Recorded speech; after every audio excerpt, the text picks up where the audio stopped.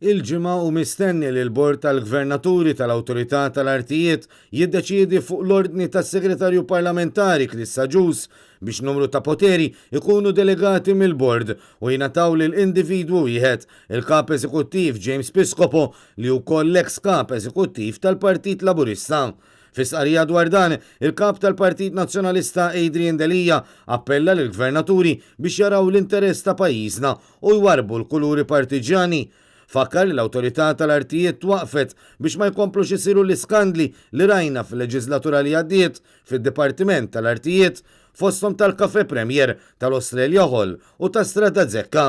Adrian Delija qal li l-Oppożizzjoni se tkun qed tipproteġi u tiddefendi kull gvernatur li biex jiddefendi l-interess nazzjonali ħalli d-deċiżjonijiet fl-Awtorità tal-Artijiet ma jibdewx jittieħdu minn persuna waħda b'mod partiġan la darba fidejhom ir-responsabbiltà li nħarsu tmexxija tal-artijiet tagħna lkoll.